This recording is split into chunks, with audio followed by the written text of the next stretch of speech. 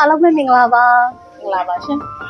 Vision Book Party ကိုလာပြီးတော့မှ join ခဲ့မှုတဲ့မိရဲ့ညီမငယ်လေး Sleeping Bag အဲ့ရခင်ထုတ်လုပ်ဖြန့်ချီရေးပိုင်ရှင်ညီမလေးကိုဒီနေ့ဖိတ်ခေါ်ထားပါတယ်ညီမလေးရဲ့နာမည်လေးကိုမိတ်ဆက်ပေးပါဦးရှင် ကဲညီမနာမည်ကမတနာဆိုပါ ဒီနေ့ဒီနေရာလေးကိုရောက်လာပေးအောင်အရင်ဆုံးကျေးဇူးတင်ပါတယ်ညီမရေကဲပါညီမလေး Vision Book Party ကိုမလာခင်မှာပေါ့နော်ညီမစီမှာရှိနေခဲ့တဲ့ဒီအဲ့အခြေအနေတုန်းကပေါ့နော်ဒီ emotional state တွေပြောရရင် goal setting နဲ့ပတ်သက်တာတွေဒီစဉ်းစားပြီးပြောပြပေးလို့ရမှာရှင် ကဲပါရှင်အမရဲ့ဒီပါတီကိုမရောက်ခင်တော့ပေါ့နော်ညီမရဲ့လုပ်ငန်းအခြေအနေကိုရှင်ပြောရမယ်ဆိုရင်စီးပွားရေးဘက်ကိုပြောရမယ်ဆိုရင်ညီမရဲ့လုပ်ငန်းလေးကစတဲ့ချိန်ပေါ့နော်မြေစမ်းခန်းပြတဲ့ချိန်လေးဆိုတော့ညီမကအဲ့ချိန်တော့က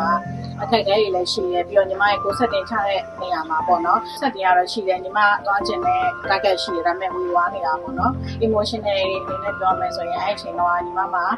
စိတ်ပိုင်းဆိုင်ရာမှာကိုယ်မယုံကြည်မှုတွေရှိတယ်အဲ့လိုလောလောတဲ့နေရာမှာဖြစ်ပါမလားဆိုတဲ့စိတ်ကလေးလည်းရှိတယ်ပေါ့နော်အဲ့လိုမျိုးအကောင်လောက်ကရောပြီးတော့ထွေးပြနေတယ်ပေါ့နော်အဲ့လိုမျိုးရှိခဲ့ပါတယ်မှာ ကဲပါအဲ့ဆိုလို့ရှိရင်ညီမအနေနဲ့ပေါ့နော်ဒီ Vision Book Party ကိုရောက်လာခဲ့တဲ့နေ့လေးကိုမှတ်မိလားရှင် ကဲမှန်ပါတယ်မမေ Okay အဲ့ဒီ Vision Book Party မှာပေါ့နော်ရောက်သွားပြီးတဲ့အချိန်မှာဘာတွေတွေ့ကြုံခံစားခဲ့ရလဲဆိုတာလေးကိုပြန်ပြီးတော့ sharing လုပ်ပေးပါဦးရှင် ကဲပါတယ်အဲ့နေရာဆိုလို့ရှိရင်မိတ်ဆွေပေါင်းတဲ့ဆိုလဲအများကြီးပဲကိုထက်ပေါ့နော်ကိုနဲ့တူတူပေါ့အဲ့လိုလုပ်ငန်းတွေလုပ်နေတဲ့လူတွေရောနော်အဲ့လိုမျိုးအများကြီးပိုင်းဆိုင်ရာတွေပေါ့နဲ့အနေနဲ့ပေါ့နော်ဒီဘယ်ရက်ကလူတွေနဲ့လည်းမိတ်ဆွေတည်ရခဲ့ပါတယ်ညီမတို့ပြီးခဲ့တဲ့2024မှာပေါ့နော်ညီမတို့ကျေးဇူးတင်ရမယ့်အရာတွေလည်းမိခဲ့ရတယ်လည်းရှိမယ်အဲ့လိုကိုတကယ်ကြတော့လုံနိုင်တဲ့အရာတွေပေါ့နော်လုံနိုင်တဲ့သားနဲ့ကိုကတမိုးမထားမိခဲ့တာတွေပေါ့နော်ဒီလိုကြော်ခဲ့ရတဲ့အရာတွေလည်းရှိမယ်အဲ့ဒီအရာတွေပြန်ပြီးတော့သုံးသပ်မိပါတယ်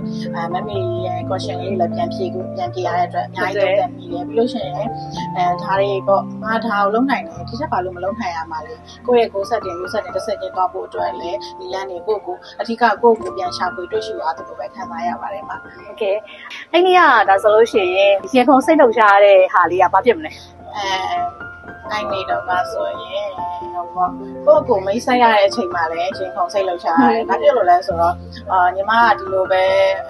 တိတ်ပြီးတော့ပြောရလို့ရှိရင်ဒီလိုမျိုးတွေပွဲတွေတိတ်သွားတာများတယ်အဲ့တော့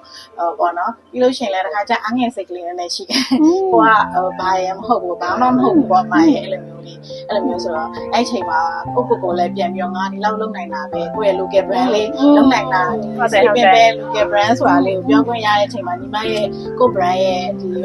ပေါ့နော်တန်ဖိုးထားတဲ့စိတ်ကလေးကပြီးတော့ဒီ brand လေးဘယ်လိုကောင်းအောင်လုပ်မယ်ဆိုတဲ့စိတ်ကလေးနဲ့အဲဒီစိတ်ကလေးကအခုချိန်ထိကို handle လုပ်သွားတာပါဒီမှာကျတော့ဒီအများရှိမှထွက်ပြီးတော့မှ sharing ကလည်းလုပ်ရတာဆိုတော့လေနော်ဒါလည်းအမှတ်တရတစ်ခုပဲနော် Okay အဲ့ဒီကလေ visualize လုပ်ဖို့ဆိုလို့ရှိရင်အမပုံတွေအများကြီးပြင်ပေးထားရရှိရပေါ့အဲ့ဒီအပေါ်မှာရောဒီဓာတ်ပုံတွေကိုတွေ့တယ်ပေါ့နော်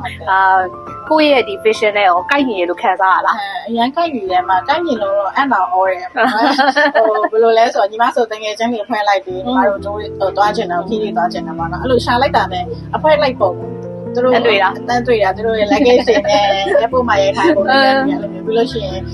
အဲ့လိုမျိုးညီမကအဲ့လိုမျိုးဟိုပါပေါ့နော်ဒီကိုညီမှုတွေပေါ့မှုတွေလှုပ်ချင်တော့လဲဒီနေရာကွက်တိအဲ့လိုမျိုး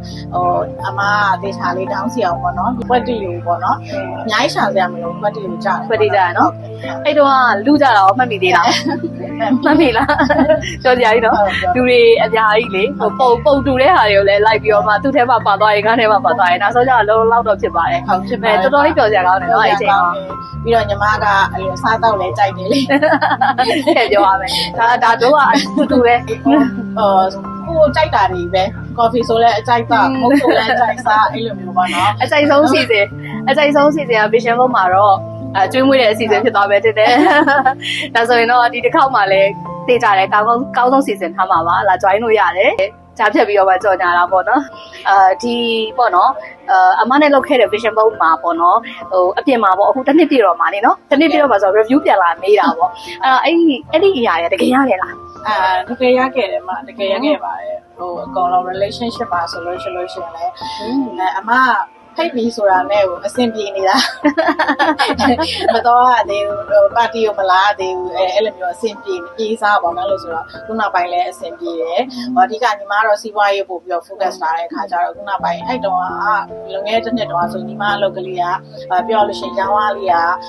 နည်းနည်းပေါ့နော်အဲ့လိုမျိုးအနေထားမှာပြီးလို့ရှိရင်လည်းကိုကဘယ်လိုလုပ်ရမလဲဆိုတာထက်အဲ့လိုမတွေးပဲနဲ့ဖြစ်ပါမလားအဲ့လို limit ဖြစ်နေရတယ် limit ဖြစ်နေတယ်ပြီးတော့နောက်ဆုံးမှကြာတော့ဒီ version mode တွေပါတီသွားပြီးတဲ့အခါကျမှညီမအကောင်းဆုံးစဉ်းစားလိုက်တယ်ကိုရတဲ့ limit နဲ့မှာဘယ်လောက်ထိလုံနိုင်မလဲဘယ်လောက်ထိလုံနိုင်မလဲအဲ့ဒါကိုစဉ်းစားမိတဲ့အခါကျတော့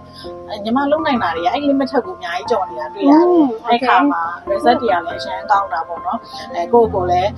ပို့ပြီးတော့ကို confident တွေလည်းရတယ်အလုပ်တွေလည်းတကယ်အဆင်ပြေလာတယ်ဒါပေမဲ့အခုကျတော့လေ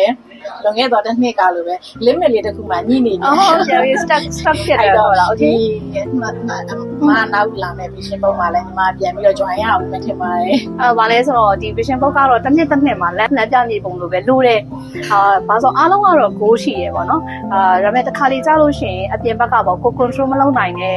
ဒီ sector တွေကနေပြီးတော့မှ challenge တွေဝင်လာတာပေါ့နော်အဲ့လိုဝင်လာတဲ့အချိန်ကြားလို့ရှိရင်ကိုကဒီ roadmap လေးရှိထားတယ်ဆိုလို့ရှိရင်တော့ကိုပြန်ပြီးတော့အားတင်းပြီးရှောက်လို့ရတာပေါ့နော်အဲ့သဘောပါပဲဒါဆိုအဲ့တုန်းကဆက်စုလိုက်အောင်မယ်အဲ့တုန်းကဒီ vision ပုံပေါ်မှာပေါ့နော် relationship လည်းကတ်ခဲ့ရလားကတ်ခဲ့ပါ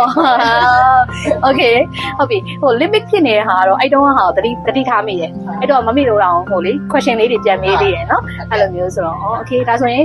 အဲ့တုန်းက level 10ခုထင်တယ်လောက်ခဲ့တာပေါ့အဲ့10ခုပါဆိုအခုဘယ်လောက် complete ဖြစ်သွားပြီလဲ7လောက်ထိ complete 7လောက်ထိဖြစ်သွားပြီကောင်းလိုက်တာကျန်တဲ့3ခုကဒီနှစ်ကို carry ပြန်လောက်လာမှာပေါ့နော် okay ဟုတ်ပြီအဲဆိုရင်အဲ့နှစ်ကိုဒီ vision board လုပ်ပြီးတဲ့အခါမှာဒီနေ့အချိန်ကြီးပေါ့ပြန်သုံးသပ်မယ်ဆိုရင်ရောကိုဘွားကိုပေါ့နော်ဒီ goal setting နဲ့ပတ်သက်ပြီးတော့ဂျင်းနဲ့အားရမှုဆိုရင်1 to 10 လောက်ရှိတယ်အဲ့လောက်ကိုရှိရမှာจ้า လောက်ကိုရှိ congratulation ပါ okay အများကြီးလုပ်နိုင်တာပဲเนาะအဲဆိုတော့ဒီအခြေအနေမှာကတော်တော်များများကဒီ control လုပ်လို့မရတဲ့အရာတွေက challenge အများများနေတဲ့အချိန်မှာပေါ့နော်အဲ့လောက်ထိရတယ်ဆိုတာအရန်ကိုတော်ပါတယ်အရာမကြခင်မှာပေါ့နော်2026အတွက်ကိုvision board party လေးတစ်ခု in person လေးနဲ့ပြန်လုပ်မယ်လို့ရည်ရွယ်နေပါတယ်အဲ့တော့အဲ့ party ကိုလာပြီးတော့မှ join ကျင်တယ်စိတ်ဝင်စားကြတယ်ဆိုတဲ့ပေါ့နော်မိတ်ဆွေအသက်တွေကိုဗာလေးတွေများ message ပေးချင်ပါတယ်ရှင်မမေရဲ့2026မှာလုပ်မယ်မရှင်ပုံမှာဆိုရင်ပေါ့နော်တကယ်ချင်းမိတ်ဆွေအားလုံးတိုင်းစီချင်တယ်ပေါ့နော်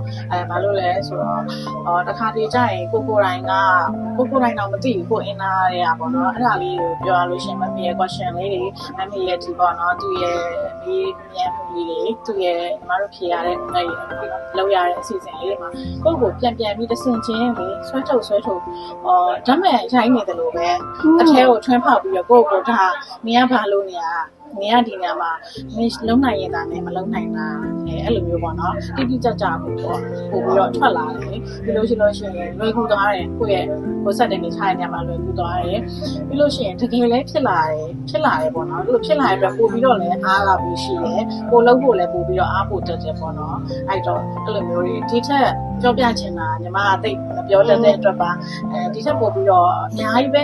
ရှားမှာရှိပါတယ်အဲ့အတွက် join ခဲ့ကြပါတယ်ရှင်ကျေးဇူးတင်ပါတယ်ဒီ2026 vision board party လေးကိုမိမကြခင်မှာပြုလုပ်တော့မှာဖြစ်ပါတယ်အဲ့တော့ဒီ vision board party လေးကိုလာပြီးတော့မှ join ကြည့်ဖို့လည်းဖိတ်ခေါ်ချင်ပါတယ်ရှင်ဟုတ်ကဲ့ရှင်လာပြီးတော့ join ကြည့်ဖို့ဖိတ်ခေါ်ချင်ပါတယ်ရှင်ညီမလည်းတူရှိနေပါပါအချိန်ပေးပြီးတော့မှအခုလိုမျိုးပေါ့နော်အတွေ့အကြုံတွေကိုလာပြီး sharing လုပ်ပေးတာကျေးဇူးတင်ပါတယ်ရှင်အားလုံးပဲ see you bye bye